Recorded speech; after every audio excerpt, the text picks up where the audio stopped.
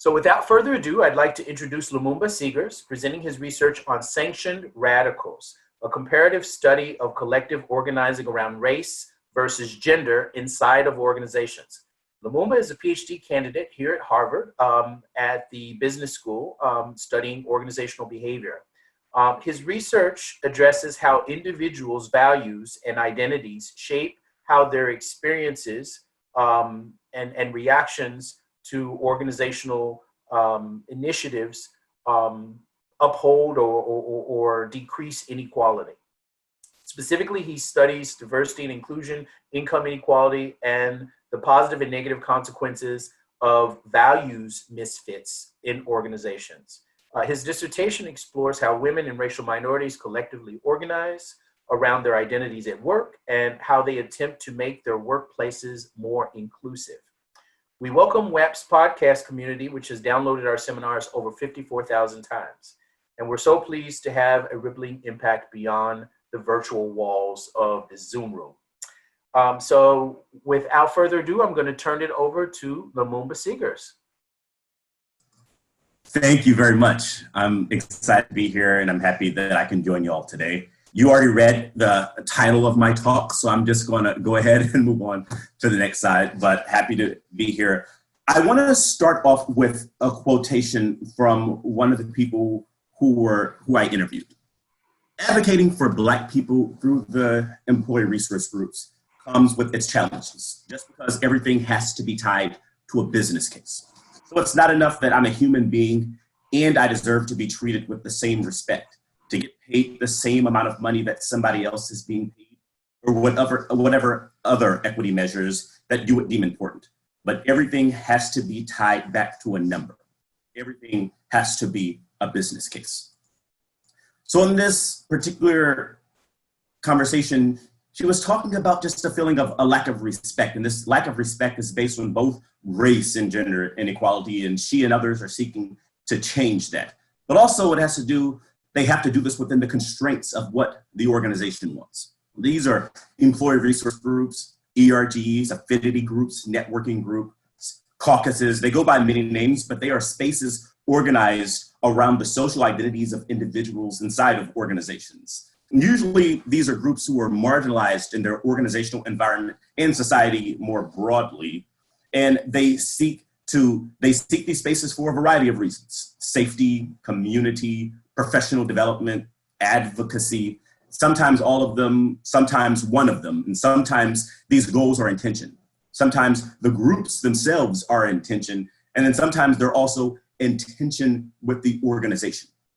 And today, I'm taking a comparative approach to these tensions, by taking a deep dive into the women and Black employee resource groups within a single company. And so my primary research question is, how are the systems of racial and gender inequality contested and reproduced within organizations by organizationally approved diversity and inclusion practices, such as employee resource groups, or ERGs? And then I asked, are there differences between ERGs organized around race versus gender? So getting to this comparison. And then I'm looking at their actual experiences of them. How do individuals' psychological experiences of these groups shape the extent to which the ERGs either reproduce or contest racial and gender inequality? I want to give a research background just to show you some of the literature that I'm building off of it before I jump into the methods and the research site and the data. And so first, we know that there are both costs and business and benefits to organizing inside of organizations. And so benefits include familiarity. So the people who are organizing inside of organizations, they know the norms, they know the cultures, they know which leaders have certain types of power, both positional and other types of informal power. And so they know who to target. They also have access to resources, so they can use organizational tools, even generic tools such as conference rooms or chat rooms or forums where they can speak to their CEO. And they also have access to other resources such as financial resources and leadership support. However, the costs actually tend to center around these very resources, right? So there's a certain amount of resource dependence. If I'm organizing within an organization that's employing me, I'm actually doing it in a situation where they might choose to fire me. And also, if you're trying to do it using companies' resources, you might have to do those in ways that align with what the company wants.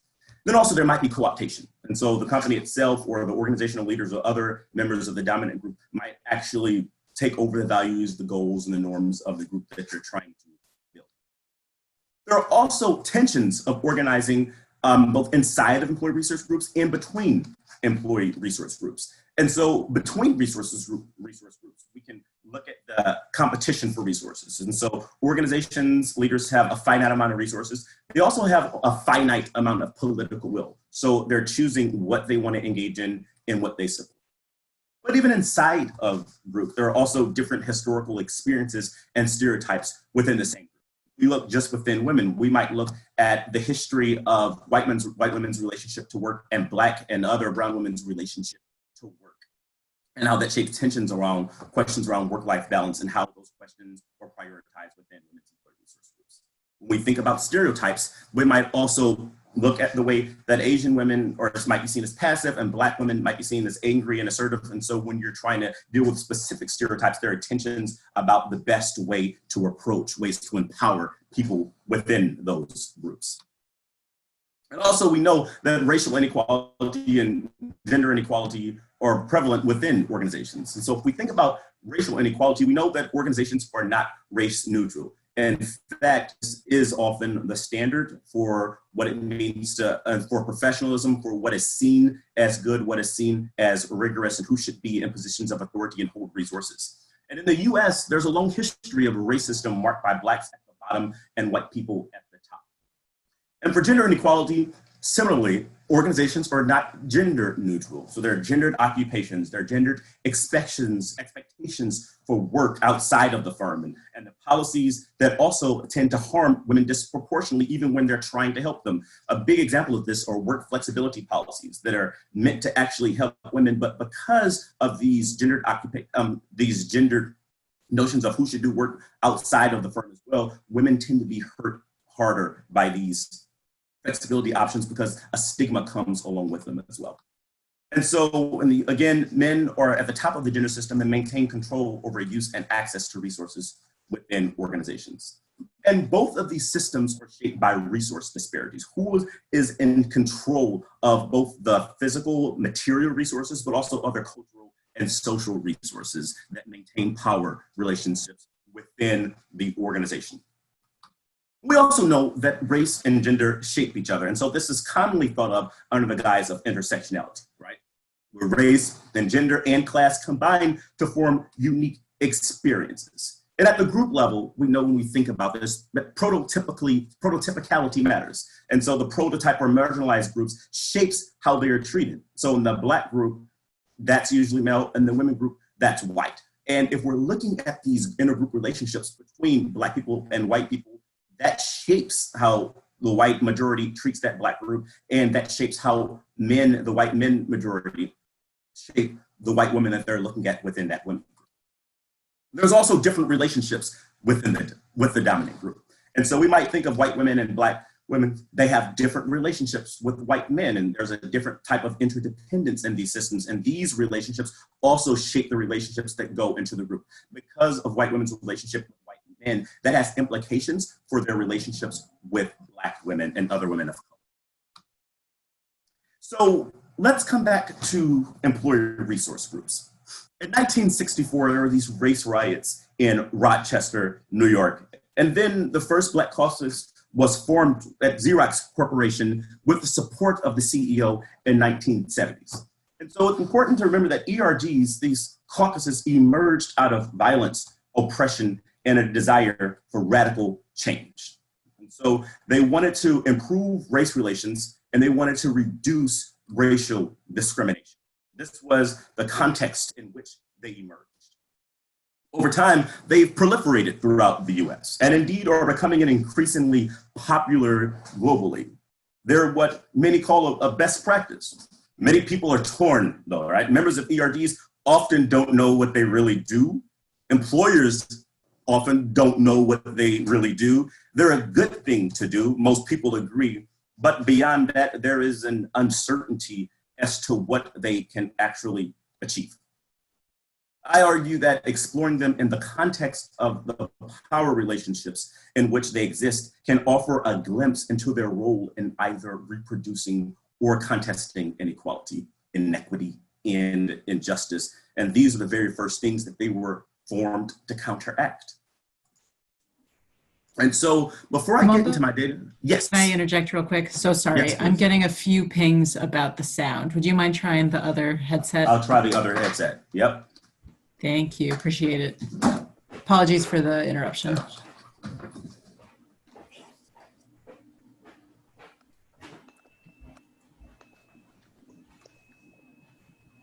Okay, is that better?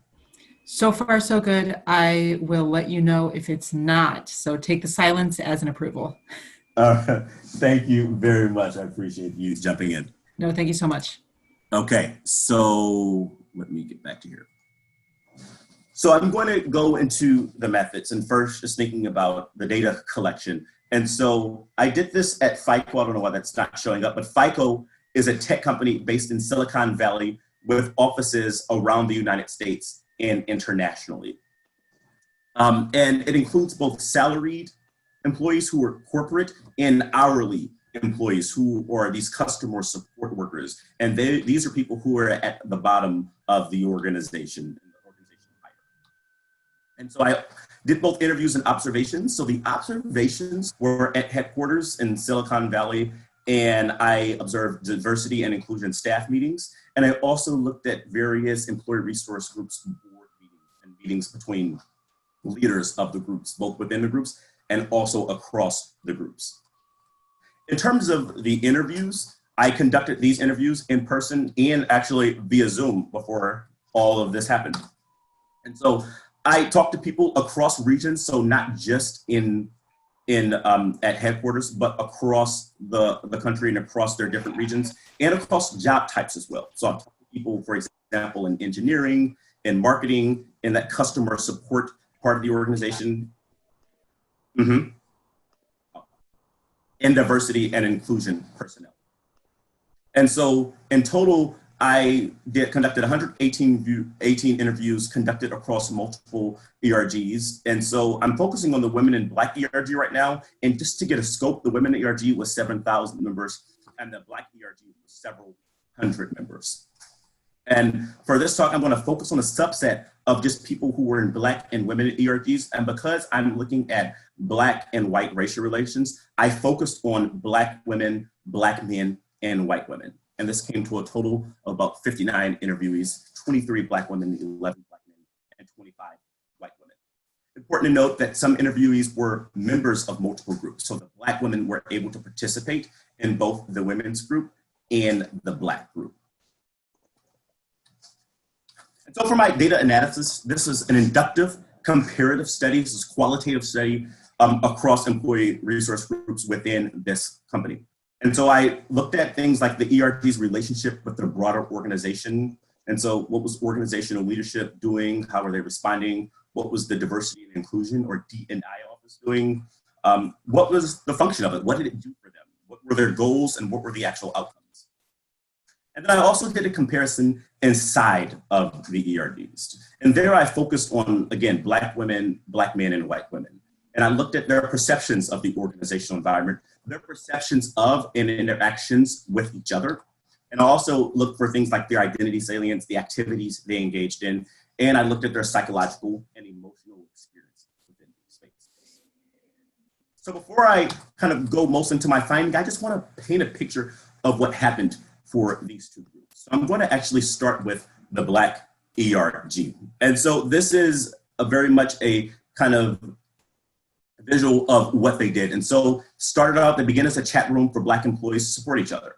And they ended up becoming one of the founding ERGs in the company once it was formalized. And the organization wanted them to focus on recruitment, but progress stalled there as in many other companies. And then they actually became the de facto diversity and inclusion team. And members of this Black ERG helped to establish that official team.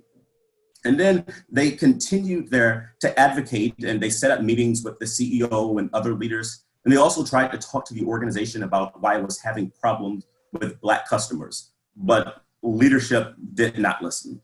And then because many of the Black workers were actually in that customer support part of the division, they were hourly workers, they actually weren't allowed at first to participate in the ERG. And so the Black ERG advocated for these hourly workers who had been contract workers previously to be able to be eligible to join the ERG.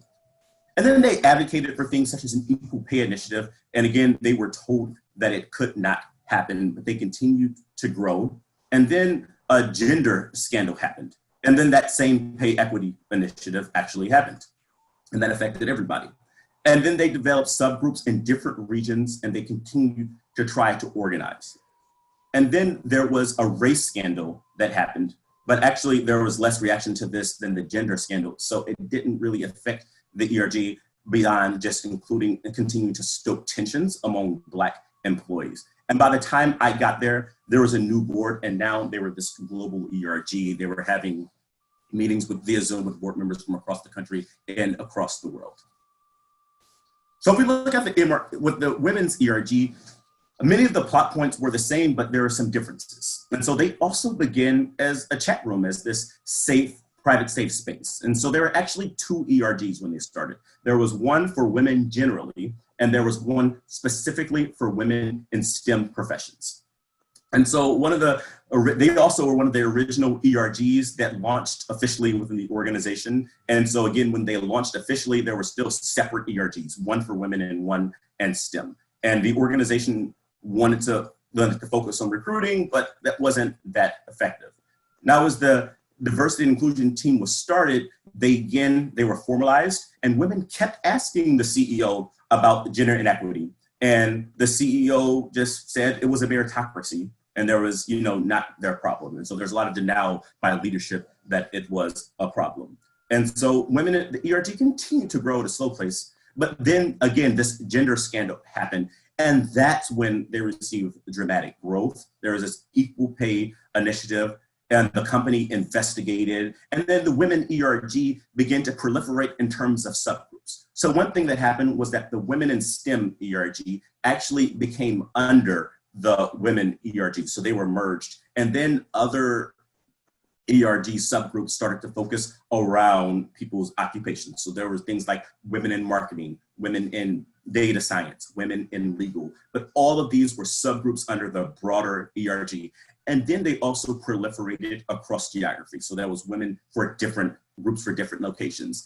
And at these different locations, the subgroups also know. So for example, if I were thinking about Boston, there would be a global women's group, there would be a global women in data science group, and then there would be a Boston women's group. And depending on the functions available at that Boston office, there would also be a Boston women in data science group. And so over time, more budget was giving to ERGs and to the women's ERG than the Black group. And the group continued to be seen as one of the largest and most powerful groups after this initial big gender scandal. And the group still actually had to challenge other things. So they actually had to challenge an executive for making sexist comments. And then this race scandal. But unlike with the Black group, the race scandal actually ended up changing the women's group. And it ended up affecting this new board. And that's where it happened when I got to this organization where this new board had just been created. And I'm going to return to how this new board looked at the end closer to the end of the talk. And so if we look at both of these groups, they were moving kind of along these same dimensions, but at different scales and growing dramatically different. It's also important to note that during this time, there were broad social movements happening. So this entire time, you had the Black Lives Matter movement happening. You also had Me Too Matter. And both of these were shaping the demands of the employees. And in a way, they were radicalizing them with regard to demanding changes to the organization's culture. And this shapes the organization's response as well, because it was also under increasing threat. So I just want to just kind of give an overview. If we look at these ERGs, they were pretty comparable in some ways. There were these external social movements, Black Lives Matter, Me Too. There are internal scandals for both groups. Their organizing structure was formalized, right? They were officially recognized. It was distributed across geography. They both started from the bottom up, right? And people participated both in person in terms of their regions. There's a lot of virtual communication. So they were actually using Zoom a lot and talking across regions. And then there was also a use of chat rooms. And these were all voluntary on top of their day jobs. And then they started with their own goals, but then the company eventually had a template that all the ERGs were expected to use and give to the D&I office as they were preparing for budget and for support. But then important differences also started to emerge. The main one came from the demographics in this company. While women were underrepresented, Blacks were very underrepresented. That's just all to say is that there are many more women in the organization, and there are also many more women in different parts of the corporate environment. There were some parts of the company that were actually dominated by women within the corporate environment. So some positions such as marketing or HR had many more women, and the Black employees were just vastly underrepresented everywhere except for in the customer support section. That's where you had most of your racial diversity in that hourly part.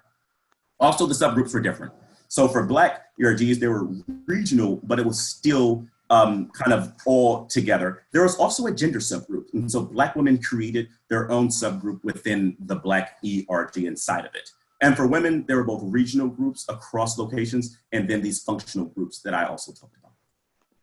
And then they were known mostly for different things. The Black ERG was known for its community. So it had this unofficial chat room. So there were official chat rooms in the Black community, but a lot of people talked about these unofficial chat rooms that were deeply important to them. And then for women, community was very important, but also it was known for professional development and networking. And that's not to say that both of these groups weren't doing the others. This is just much more of what the emphasis was on when I talked to members about what was most meaningful and what they saw going on. And in terms of funding, comparatively, the Black ERG had much less funding financially than the women ERG. And this came from both the D&I office, but also from the discretionary spending that was happening from the business unit executives across.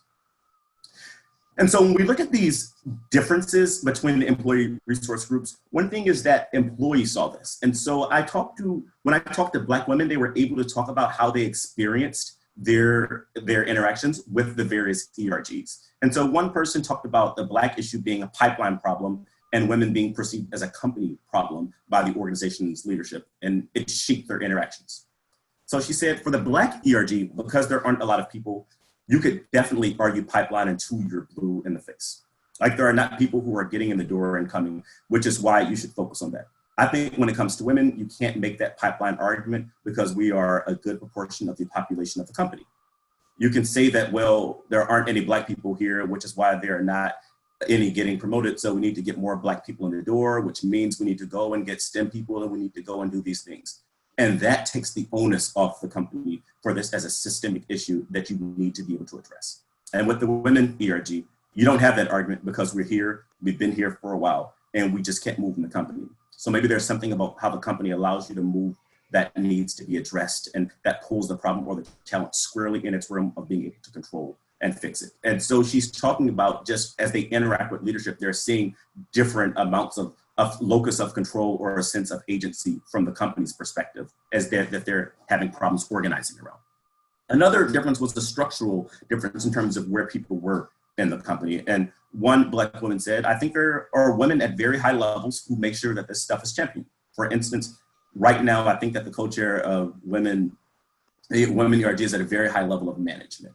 There are so few Black people at that level and above, and a lot of them don't have the bandwidth or just haven't thought of being involved in the ERG. We do have a lot of employees at the very bottom of the company who are hourly employees. So average salary is so low compared to others, even their benefits. And surfacing those issues is really, really challenging. And so organizational sanctioning happens in the sense that the company has to choose what to support. And early on, it didn't want to choose anything, right? And so we have the Black ERG talks about, somebody says, but it quickly turned from a social media post into a racial event. She's describing this scandal that happened. And I mean, it just went all over social media where it was like all of a sudden, FICO doesn't care about its contractors and customers of color. It was just really spiraling out of control. I think it hit the African-American community more than I think now our company realizes this. But I would have told them that day, like over the week, I was like, you guys, nobody's listening. We see the same thing in the ERG early on. The same woman every single week would come to the podium on a microphone at the company-wide meeting and ask the CEO, hey, We're having issues in the engineering department. Women are treated poorly. What are you going to do about this? Every single week. And he would be like, it's not my problem. Like, as long as people are doing their work, it's not my problem. I don't care. And then when the gender scandal happened, she came in and said, I've been talking about this for months and escalated to you, and you said this wasn't a priority to the business, and look at this, and everyone's mad at FICO. I don't know why my company description is disappearing here. But then the CEO, he started crying and apologized. And so then this gender scandal happened, and so now there's a threat that the company is feeling. And ever since the gender scandal, women's issues have been getting more focus, maybe the focus it deserves, finally, more out of a fearful attitude than interest from leadership and people who are higher up in the company. Like, we can't have another mistake like that. We've got to make sure we're doing everything we can. This was on that woman. And so with the gender scandal, it actually started to propel action, not just for the company, but also in terms of people who were women all around the company to actually help each other. So not just from leadership, but actually more ground support for women. The main shift in culture that happened subsequently after the gender scandal, in which case, yeah, people were basically like, this is necessary. So suddenly everybody cared about it. It went from something that was like, hey guys, this is important, this is important, this is important, to, okay, now we actually have to really care because this is on fire. And it gave us as ERGs a lot more legitimacy to speak to leadership on behalf of the people who we help serve and represent. One of the first things we told leadership was, hey, do not push back or attack her personally because she's credible. Some of it was helping host and facilitate listening sessions. There were a series of well over 100 listening sessions that happened after the scandal. But also interesting, women across the organization were experiencing this differently because of these gendered occupations and segregation that happened. Yeah, so one thing that was really important to me was that there were a lot of really strong women leaders in my organization directly. So there was a period at the peak of the gender scandal where my manager was a woman, my manager's manager was a woman, and my manager's manager was a woman. And that person reported to the CEO. And that for me was pretty reinforcing. It made me feel kind of like the proof was in the pudding in my part of the organization. So when this gender scandal happens, they actually mobilized these resources of women across the organization to actually begin to support each other more. But Black employees talked about how, despite the gender scandal, they still actually felt just as isolated as ever. So one Black woman said, for white colleagues who were getting pressure from their family and other communities for continuing to work at the company after the gender scandal, it was questioning and checking like their moral compass. I didn't get any of that. And the thing that I attributed to is twofold. My friends, family, and social circle know I'm at this company, so they know I'm at the company. I'm here for the money, essentially. It's that simple reason. Nobody in my family has ever had any type of financial equity. That situation is that I have equity, and that is a thing. The other situation too is that it sounds very flippant. My network is primarily like Black and brown. No one has it easy at work, and everybody works for a company where they feel like the emperor has no clothes. To them, FICO wasn't an exception. It was just falling in line with other things. None of them have it good at work. So nobody's saying you should leave here and come to this place where you're really going to be valued and appreciated.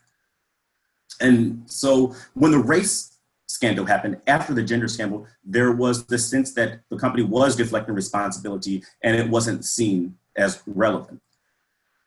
The response to a couple of things that happened really pissed Black employees off. Like when a Black senior executive left, there was no real understanding, nothing happened. Black people were really upset about that. And then when all the stuff about a white executive ignoring racial discrimination broke, it was a sorry, versus like when the gender scandal happened, the board of directors was doing investigations and was like, we can't believe in this company that this woman could have this terrible experience. And we would have a report that year. Yet an executive is willfully disregarding discrimination claims from Black people and nothing happens. They just weren't giving the same level of care and respect. And so when we think about what the organization was choosing to do or not to do, you had these radical employees that are saying the company had to change, in the sense. And you had the organization saying, we need you to help us change, but remember who was in charge. And I think about radical change as the way that Scully and Segal says that it's posing a challenge to power relations. And if that was happening, we have a situation in which support and control combined to maintain the hierarchical relationships already present in the gender and race hierarchies. And so the dominant group in gender is men and the dominant group in race is white. we had a situation where the subordinate group in gender is women, the subordinate group in race is Black, and these dominant groups were also present. That same hierarchical presence was with organizational leaders and the ERG members trying to actually change the organization. I'm going to actually pause here before I go into more of the findings that document the sanctioning process, and then I'm going to talk more about these intergroup interactions. Awesome, thank you so much. So we'd love to open it up for questions from the class. And actually, I'm also going to ask you to go back to your old headset. I've got a number of people say that the sound on that one was better than this. Apologies.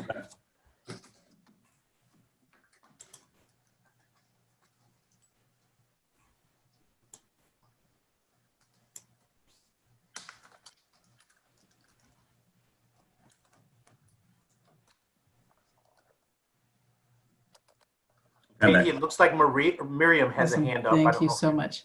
Yep, sorry, I was just pausing to wait for him to get his headset back on. I can hear. Okay, great. Awesome. All right, Miriam, I'm unmuting you now. Thank you. Can you hear me all right? Yep. Mm-hmm. Oh, so going back to what you were explaining about the Black Lives Matter and the Me Too movement, in your perspective, do you see much change coming from an outside source rather from the inside for like get leadership to listen to these particular needs of each group, or you see coming like from the inside out? I wanted to get your opinion on that. Yeah, so it was both. So a lot of people, what you saw happening was that the same reaction that people felt was happening in society about that you couldn't talk about Black Lives Movement, and that the fact that the Me Too movement was invoking threat, those were coming from the outside, and those same dynamics were playing within the organization. And so people felt that viscerally. Yeah, what I meant is that you see that as a much higher like strength in like when an outside movement impacts on the inside, or the other way around. Oh, so these, I think especially, so I think they're different. If you think about Me Too, it was both, because Me Too was happening in organizations that was again going outside, that was then coming inside, back inside of organizations. So it was very much affecting it. The Black Lives Matter movement was happening outside of organizations, but it was also targeting organizations as well. And then you had people start to bring that back up. You also just broadly see people using their organizations as platforms to also protest regarding Black Lives Matter. You saw this in sports and in other situations as well. So it was, if you look at organizations as this open system, right? It was coming in, but it was also going up. Awesome, thank you so much. And Chu, you are unmuted. Hi, Lumumba, and soon to be Dr. Seegars. Thank you so much. I've been doing a lot of research on LGBTQ and Indigenous inclusion in the public sector, and I've looked at, similarly, the shift from a centralized HR to more decentralized and I would say democratized ERGs. And my question is, I know you alluded to this a bit about the nature of it's voluntary, or there's a lack of coalition building among the ERGs. I'm curious to know, as we see the shift from centralized HR to all these ERGs, some of the implications of coalition building or actually achieving their goals, because now they're split into all these different groups. Mm-hmm.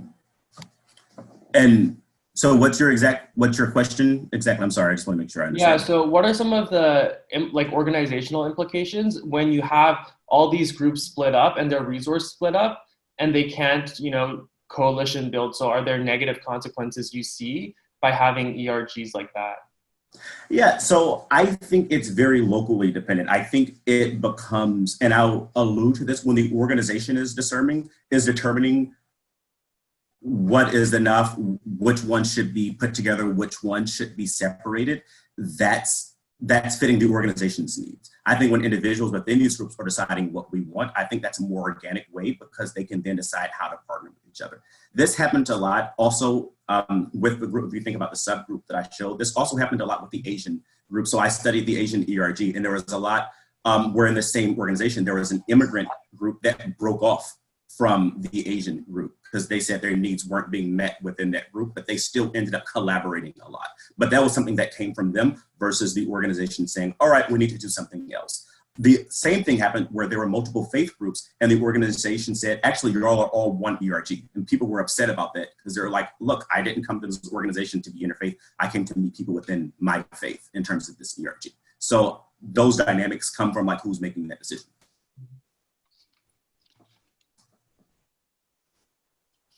Great, thank you. I don't see any other hands up from the class.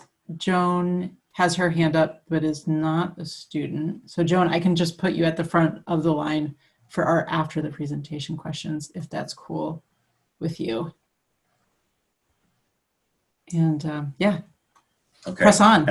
And I think I'm moving too much. I just got a note that I might be moving too much. So I'm gonna try to like not move my body so that it doesn't mess with the sound. So here we go, please jump in again.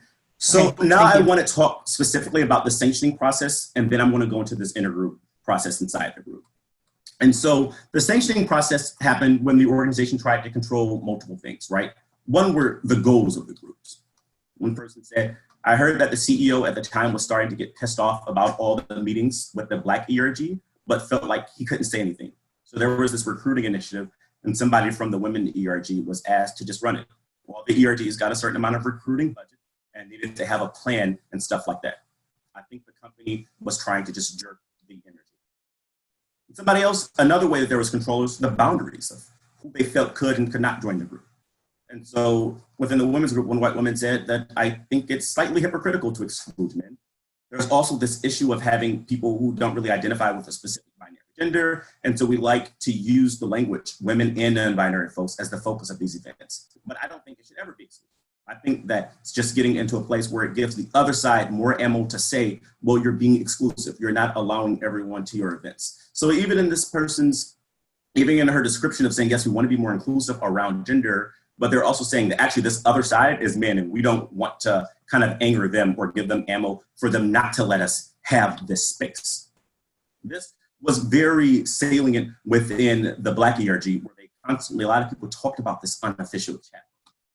And so one Black woman described it at FICO, like many other companies, you don't have to assume a particular identity to be a part of the ERG. ERGs are inclusive by design. So that means that if we want a safe space, you have to create these other private chat rooms that are not actively affiliated with the ERG, but are more of just like the community that are mostly or entirely Black. To be really safe, you kind of have to be able to allow people to speak honestly. And honestly, because sometimes we misconstrue as offensive. And so then if something that someone says is honest, it could be misconstrued as offensive, and then that leaves the person exposed to any sort of punitive action, even if that wasn't their intention.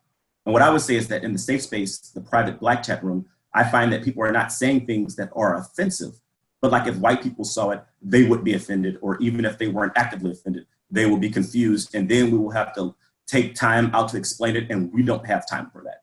And so again, these boundaries, they're reacting to this control of the organization and trying to fight that.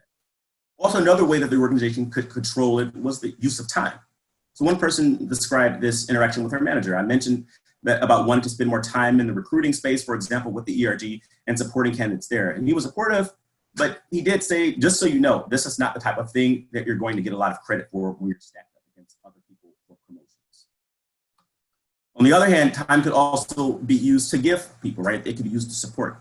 And so one woman, she talked about talking to her employees and getting active in ERGs. Says we don't have 20% time that the other companies do. We have like 120% time. But I encourage everyone who did work with an ERG to get someone who they partnered with to fill out a review, because that type of work, that type of time should be recognized equally to the work that they do have that moves the business. And we also saw that for some people in certain parts of the organization, time worked as both control and support, especially for Black employees who are hourly employees that were under a much stricter control relationship with the organization. Yeah, so the main thing customer support employees want is clearance to participate in ERG activities. They need that time allotted to them to do the work because they are hourly employees. They essentially have to have permission. They hold their ERG time very dear in ways that the rest of us in corporate are privileged enough not to even have to think about, and in many cases, take advantage of. And then finally, the financial support varied dramatically through the group. was one Black woman noted that women of FICO, again, I'm sorry, my company description is blinking out throughout the presentation, was giving much more money than the Black ERG, and each of their local city champions went to regional leadership and asked for teams for money for their local budget. And so she talks about this difference, how they're getting money both from the actual D&I budget, but this actually discretionary budget. And not only is it, oh, can we have something, but for the women's ERG, leaders after the gender scandal were volunteering to give them money as well. And so there was a different type of relationship. And so now this idea of radicals, right? These spaces were created to counter the white bro culture that marginalized women and Black people. But the women ERG is racialized and the Black group is gendered. And so how do the intergroup dynamics within the ERG shape their ability to alter the status quo of this white male dominance that they're fighting that they're countering in the broader organization? And so one way we might do this is look at the psychological experience of that. And so within the women ERG, you can look at the way that white women identified with it. One person says, we had this fireside chat with latest female leader, and I just felt like a lot of the response that were given, I could really find myself in her. This woman has literally gone through the same stuff that I'm experiencing and going through. So I felt heard, and I felt like I'm alone. If we look at Black women in the same ERG, they actually ended up having a lot of times the opposite experience, and they noted the racial dynamic in that. We had a group chat at the time for women, Black women, you know, something obviously off the company channels. And we talked about all this diversity and stuff, isn't it great? And we have all these women panels, but then it'd be all privileged white women. And it was like, that's not true diversity. And so not only did they actively feel the psychological experience, all right, I just don't see myself, there was also active alienation within the group. One Black woman talked about an experience with white women at right after a women event. Oh, there's my FICO. There we go. Women of FICO in my region was very white.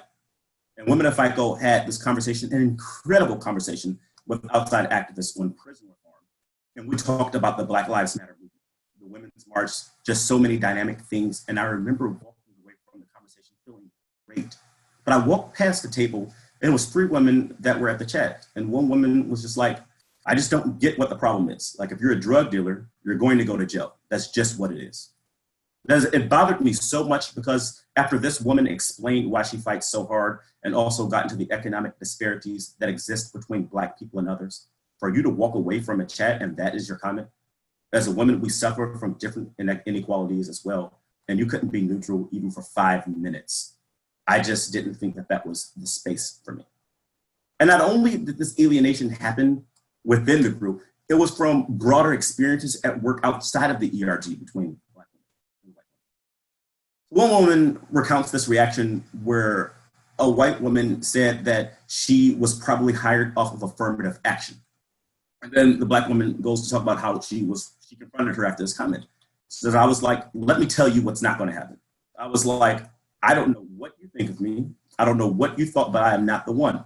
Comments like this are literally racist. And if anybody else, you're going to say HR. Literally, I was like, where I'm from, people get beat up for stuff like that. I'm not threatening you, but this is really rude and disrespectful to me as a Black person.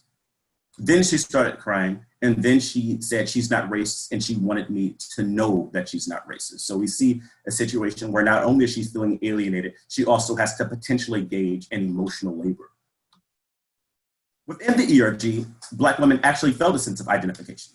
So one person says, I think this Black ERG tends to be like just as largely focused on men and women of color. It just doesn't feel like it's a boys only club. And there was a feeling of interdependence between Black women and Black men in ERG. One person recounts going to this board retreat, and it was just so nice to be with people that looked like me and had similar experiences to me. And she talks about this Black male who had a higher position in the company, and she was going through some issues that were potentially leading her to leaving the company. And she says, I panicked and I didn't know what to do or how to handle it or how to feel. And instead of going directly to my actual manager, I went to him because it just fit. I felt like I could talk to him. I felt like he would talk to me on a person-to-person level. And he did. But also, sexism was still present in this Black ERG, even if Black women felt an sense of identification with Black men, and even if there was a feeling of interdependence, they were still in a group that that actively portrayed sexism at times. I feel like within the Black ERG that the men and women try to work as a strong collective as they can, but I do sometimes see that a woman will say something and then another male counterpart will say the same thing in another way. And I feel like when the guy says it, everybody recognizes it. Versus when the woman who said it first, people are like, why didn't I think of that? I'm like, you weren't even listening. You were listening to him. You weren't hearing her. And when they get comfortable, we slip into old bad habits. And so one way to deal with this is that these Black women also created this subgroup. And it was a mix of a private chat room, but also a support group. And at headquarters, they can meet up, but there are also other Black women chat rooms that they had formed in regions at various times. And one person, she says, the most meaningful thing that I got out of the Black ERG is a subgroup for Black women. And that's led by two of the people who are active in the broader Black ERG and on the board. From that, I found support and just a comfort in regards to you are not alone as a Black woman. And so I want to return to this trajectory. When we see these experiences where Black women are feeling alienated from the women's group and not identifying, they're feeling a sense of interdependence and identification with Black men, but they're also experiencing sexism, and they had to build a subgroup within a group that was much less fundamentally resourced than the other group. And so, as I said, this race scandal happened and a new board was formed. And at this point, after this race scandal, a Black woman actually ended up becoming co-chair of the Women ERG. And there's a position on the global board for the women that's called an intersectionality chairs. And actually, when I walked into the meeting to observe this board meeting, it was one of the most racially diverse rooms that I've ever been in. And also along other dimensions, including gender representation as well. And so one white woman recalls how that happened. And so there was a white woman executive who had always been really supportive. And when it came to Women of FICO, she's always went out of her way to support me. But when she left, it was due to an issue around race, specifically around Black people. Then I was totally surprised by that. I had no conception that that had been an issue. And some of the stuff in the article where I was like, I don't know if I totally believe that. I ended up chatting with a few of my friends who were Black women. It was like, did you see this coming? And they were like, oh yeah, totally.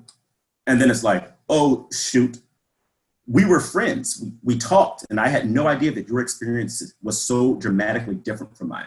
And so that was actually the moment when I was like, oh, it was just this huge blind spot. I had no idea that their experience had been different from ours. There was that moment when that was kind of the realization moment. And then a friend of mine, she actually just told me, she goes like, you know that everybody calls it white women of FICO. And I was just really embarrassed. So this white woman who was the co-chair invited and asked this Black woman to join her and another woman as co-chairs. And then when I got to this meeting, they were having conversations like this. So they said, we get the most attention, so we need to share those resources with others. They're becoming more introspective. And the Black woman, one of the Black women board members, she talked about her decision to join the women group. She realized quickly there was a power dynamic where the Black ERG didn't have any social capital, but Women of FICO did. So I applied to be a member of the women's board. And she talked about now being in a space where she was radically challenging both the oppression based on her race and gender, but actually having a chance to use the resources beyond just having a community and safe space, which is the most the Black ERG could offer due to its relationship with organizational leadership. And so now as a member of the Women's ERG, she says, I'm making an extra effort to reach out to the groups that are working to represent Black women and then making the case internally for the Women of FICO budget to support them. Earlier today, I met with an external Black women's group. So they host a march each year and they attract people from the region, and it's focused on celebrating Black women. Now it's a women's march, so Women of FICO should be supportive of it. And so what I plan on doing is taking the proposal, making it more fleshed out, showing a constant engaging with this group who can help us work with other intersectional groups. And so the main takeaways, if we think about these in-group reactions, there are a few. One is that although the Women ERG had more resources, Black women were more likely to participate in the Black ERG, which was much less resourced. And one way to think about this is that there was a lack of desire to participate in a radical space, again, challenging power relations, that perpetuated the same racial power relations in the broader company. And also, for Black women, creating a subgroup within the Black ERG allowed Black women to share resources with Black men while also building a safer space. Right? They were able to self-determine their own needs and didn't have to choose between being Black men and themselves. That's all to say is that they didn't have to ask permission for Black men. They didn't have to engage in the emotional labor to create their own space, but they also were trying to pool resources between groups and still keep resources together. But they knew in terms of community and safety, they actually had to create a space that was meaningful for them. And also, finally, a space cannot be truly radical without being intersectional.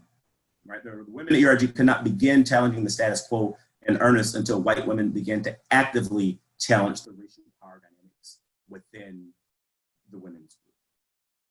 Now we think about organizational sanctioning. We can look at ERGs, they're both supported and controlled by the organization. And inclusion is a first step, but it doesn't fundamentally change the power structure. You're including people to just feel safer in an unequal power relationship.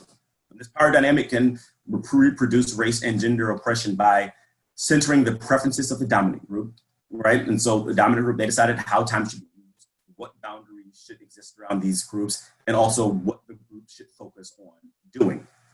And this also entrenched the resource dependence between the subordinate and dominant groups. So the women ERG was constantly needing men who led the organization to provide them with resources. And even though they were giving them then, they were only reacting to a threat. So one question is always, what happens when that threat subsides? What's going on in terms of the resources that they might still have or might not have access to? And ERGs can contest racial and gender oppression by, I know I just said that inclusion isn't enough, but it's still a first step. And so, right, creating spaces outside of the dominant gaze, creating a safe space and better adapting to the rules of the game as determined by this organization, right? Usually that's professional development, helps build a sense of empowerment that then can be used to actually pool resources if they are there. And so therefore, one way that they can contest it is creating these intersectional spaces that challenge multiple hierarchies through sharing resources and authority. And that's a way of thinking about moving towards equity, moving towards justice. And that wasn't happening, but one way to do that, you could see that would be the beginning of it, is simply sharing that authority, sharing those resources that the women's ERG started to do by the time I started collecting data. That's an open question of actually how that happens over time. And so just finally, just a few contributions of the way we think about. One is highlighting the important differences between race and gender inequality within organizations. There's a lot where you have people saying, oh, just underrepresented groups, marginalized groups, which is true. But if we think about race and gender as separate systems of hierarchy, separate systems of inequality that have different interdependencies and senses of identification between the dominant and subordinate group members, right? The way white women and white men interact with each other, the way white women and black women interact with each other, the way black women and black men interact with each other, the way that white men and black men interact with each other. All those different relationships are varying across those systems. And so we're highlighting that. And also thinking about the intergroup comparative understanding of race and gender intersectionality within organizations. That is to say that spaces might, the way that doing intersectionality and these spaces might feel different in a race group where there is a subgroup created versus a gender group. And so the way that you actually incorporate intersectional dynamics might differ across these groups. And then also just thinking about workplace activism and social movements inside of organizations and thinking again about that resource relationship and the way that the power and the power and the hierarchy dynamics are still at play. So that is all. Thank you so much. And thank you all for joining. I'm excited to listen to your questions.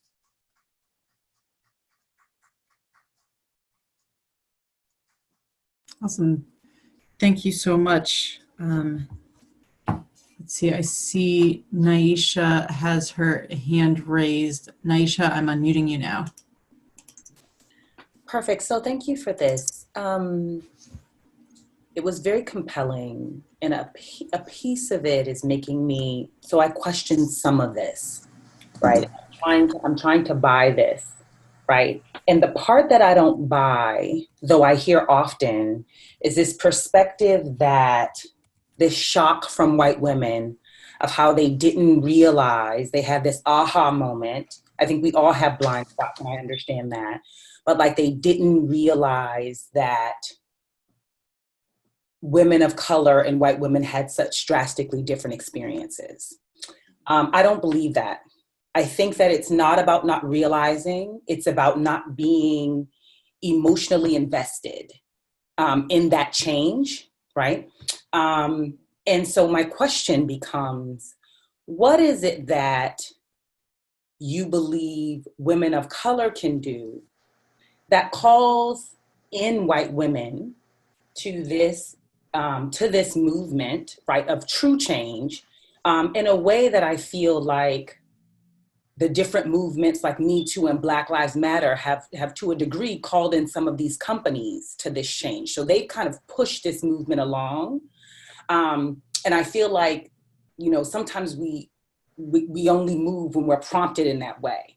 And so while some would say it was calling the companies out, I want to say, how do we as women of color call white women in and help them understand how to be a part of true change, as opposed to continuing to provide space for them to opt out of it by saying that they just don't get it? Yeah, that's a great question. And I completely agree with you. And I think that's why at the end, I caveat is saying like, this is a step in terms of what might happen at the end. I think part of what's going on in my data, a lot of times when people start with, and so one way is that when people are saying, all right, we need to do things for women, we need to do things for women of color, we need to do things for Black women, a lot of times people kind of like say that in that order. And there's this idea of how can we just be more representational? But just from my data, what I think is that because there's been actual racialized harm and trauma done from white women to Black women and other people, women of color, is that any sort of bringing in has to actually start with the fact that there's a sense of agency that has to be addressed. And so I would start off with conversations not about like, how are we different and how, you know, white women are saying we need to be able to speak up, Black women can't do that, so what can we do?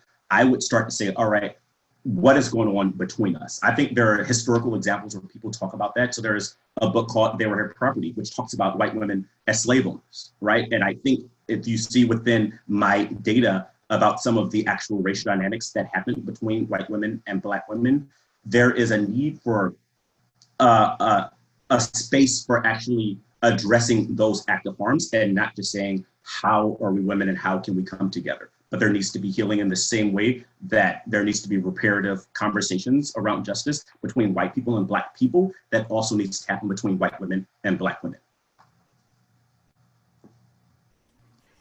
Awesome, thanks so much. I'm now gonna call on Joan Moon, who had the question in the middle, and then I'm gonna turn it over to Sophie. Let's see, Joan, you're unmuted now. Hey, thank you for being here. Can you hear me okay? Yeah, you're good. Okay. So I wanted to go back to what you said earlier about how you have to have a business case for diversity initiatives, right? Like it's not, people won't do it out of the goodness of their hearts just because it's the right thing to do or because they really actually care about equity. And so I'm thinking about that and why is there such a difference in the reaction? And I don't want to sound naive, but why is there such a difference in reaction from the people in power when it comes to race issues versus gender issues? So like the only hypothesis that I can come up with is perhaps like in the Me Too movement, you've seen a lot of this, what if it was your daughter? What if it was your sister? And there's this sort of only 1 degree of separation, and it invests men into gender issues. But with the way that America is so segregated, you don't have, like a lot of white people don't have the 1 degree of separation from like a close Black friend.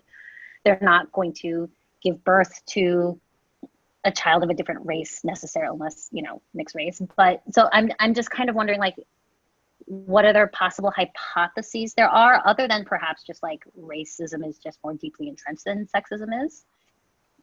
Yeah, I'm sorry. And because that's, and I ask that because I think that's the first step to creating solutions and trying to find ways to create more equity. Thank you. Yeah. No, that's another great question. I think, so I'm going to answer that in a couple of ways. One is any hierarchy evolves over time. So like seemingly progress will still maintain power relationships between groups. And so we think about that when we might think about things like hostile sexism versus benevolent sexism that still maintains men's power over resources and control over resources. We might think about racism in terms of just like Jim Crow. So like right now, it's like you can't say Black people are not good enough, but maybe they're just not as rigorous. So let's keep in mind that it changes over time.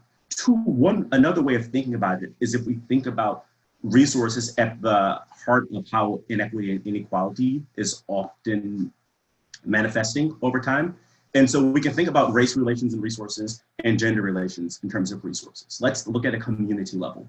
If we are having gender inequity, you might have people who are not having access to the resources, but if they get them more over time, those resources will still be pooled within that same community, but men will still maintain dominance, right? If you have race resources, actually getting somebody else access to those resources fundamentally changes the resource distribution in society.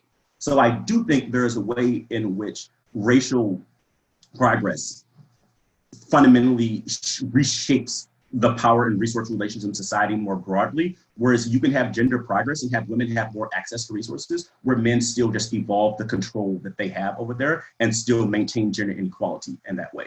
And that's where I fundamentally think that you can't do one without the other. You can't do gender equality without doing racial inequality and talk about those resources. You can't talk about racial inequality without gender inequality, because you'll still have segregated groups of people with men dominating those resources over that subordinate racial women group.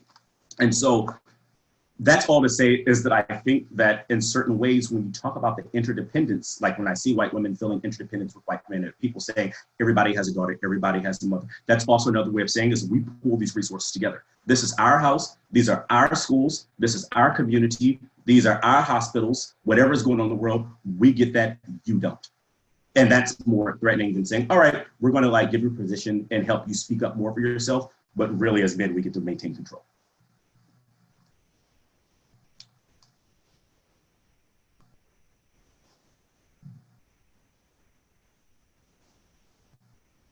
All right, I guess I'm next.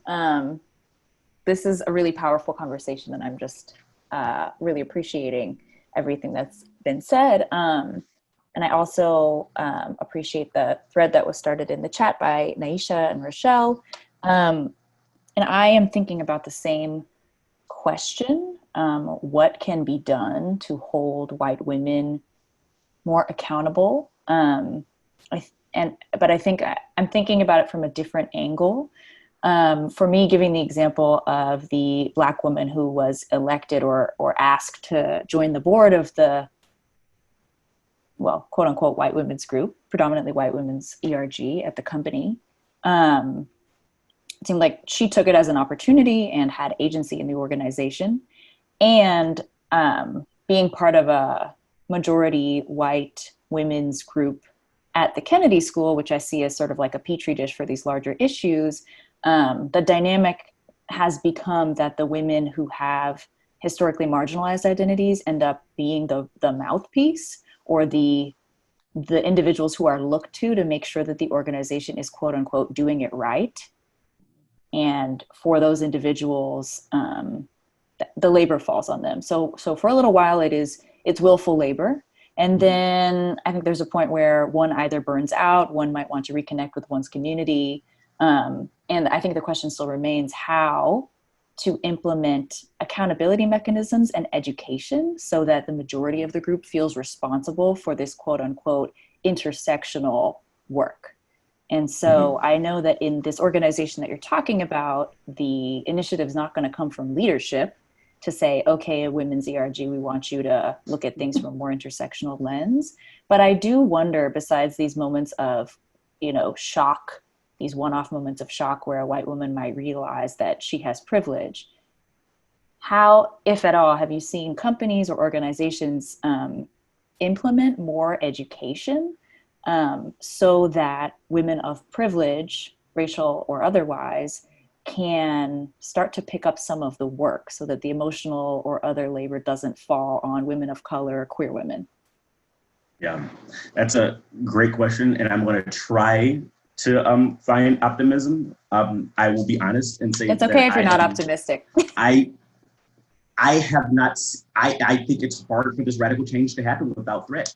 I think that is the fundamental problem with the business case, is that people are trying to be unthreatening. And I think if you look at most change, it's come from threat. Even right now, I think the movement to include more women of color and people inside these groups is coming from a sense of around credibility. So if you look at the Women's March, there was a credibility threat. It's like, how are you saying that you are for equality if it's not for all of us? And so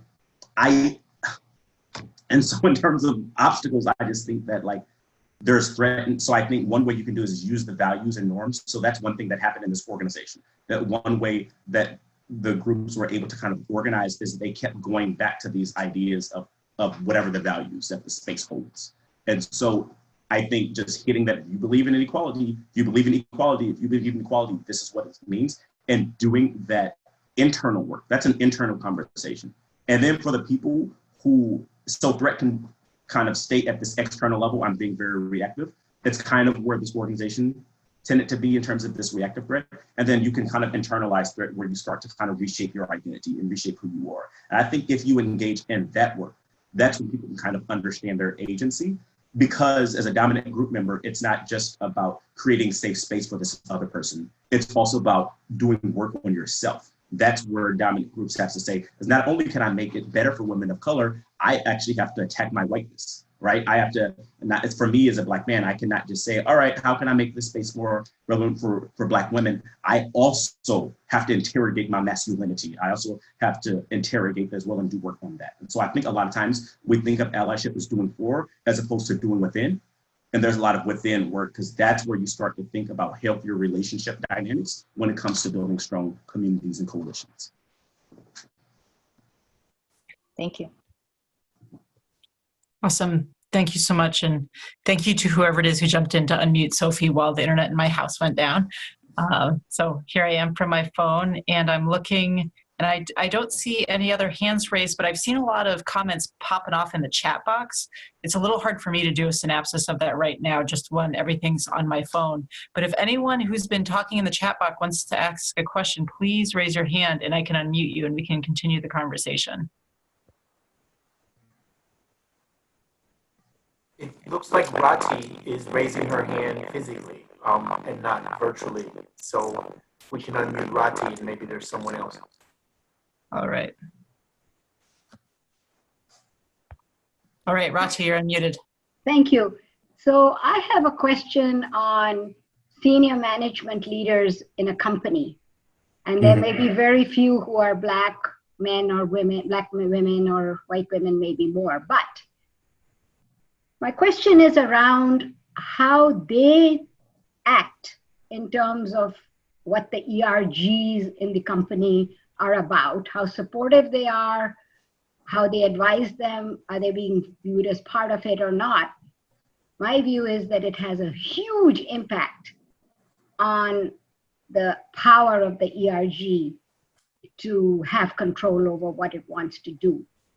And so I wanted to just ask you if you see that, and what do you feel about that, about the senior most member in the company?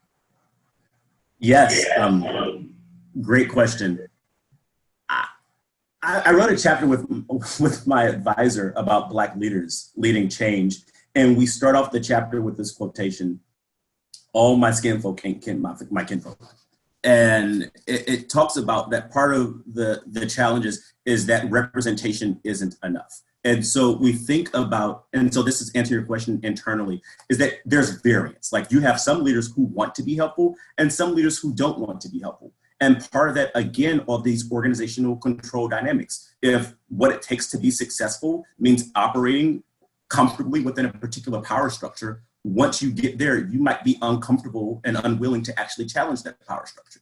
And so there were people in groups, like one of the women talked about how some of the, in one ERG in a company she'd been in previously, where a lot of the women were like, why do y'all need this group? We didn't have this. Y'all are just sitting there, just not doing anything, just a support circle. And so actually they weren't helpful at all. And the same thing has happened with Black leaders. I think when people decide to do it, and if they are very much invested and feel that connection between the employees who are marginalized, they have a higher level of actually mobilizing and using resources and giving a sense of a blanket of protection over those spaces. So I think they're very useful, but I think it can go both ways. I think that the ERGs can also, in larger groups of marginalized employees, can actually help to support those leaders, and then those leaders can help to support those groups. But there has to be a sense of identification. Those leaders have to feel invested in, like, saying, if I don't help these Black people at this company, if I don't help these women at this company, I cannot be successful.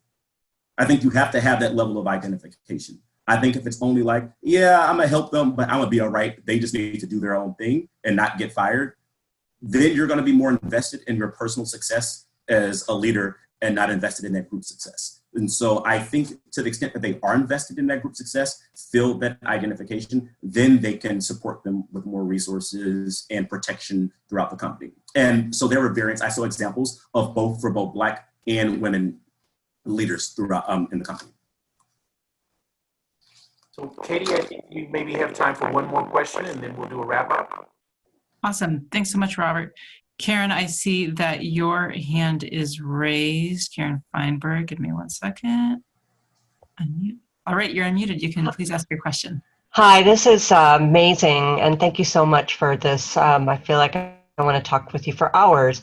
I'm calling you from New York, where I've been working on a project with a very globalized company, now closed due to COVID for a bit, but and they were just starting ERGs. It's been a year old, and I'm sort of was beginning to participate, but also watching it, and even just being able to move outside of hierarchies within the organization itself was challenging. And as you're raising this, I could see this being so loaded. They're thinking that they're doing a very good job of doing these ERGs, but it's because it's such a bottom line company, all of these issues that you bring up and the work that it needs for a company to really do this well. I guess when you bring up the message about we want to do this, but know that we're in control, how can you approach moving that agenda forward? Because that control is such a powerful organizing mechanism for the company. Yeah. Sorry for my long-winded question. Yeah. But. No, it's a great question, and I think it happens at different stages, and it depends on where people are at those different stages. For example, if you have a CEO, if you have a leader that is investing in like doing it but doesn't know how, there are conversations around what are your actual dependent variables. What's the outcome?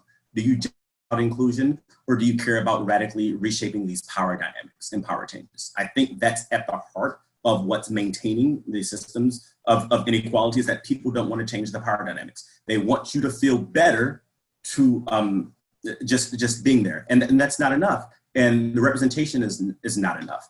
I think when it comes to other leaders progressing, I think if there are leaders who are trying to figure out how they can do more, I think this goes back to the previous question, where it's, are there spaces in this organization where we have the cover to be more self-determining around what's important to us? There are spaces in this organization where we have the allies who are comfortable ceding some of that control, ceding some of that authority, where people say, you know what, part of your time, do what you need to do. I'm going to talk to you and engage in a different power dynamic with you. And I think the ERGs themselves, the more that they deal with these power dynamics within them, they can actually become better collaborative spaces. And I think that's where a lot of the power is. There are a lot of people who say, how can we get these few leaders to change their minds and do this? I think the more that you engage people more empower people to engage in intersectional policies from the ground up, you can actually build more threat and more of a sense of like, oh, we need to do this because the house might be on fire. So in general, I'm more about how do we empower the people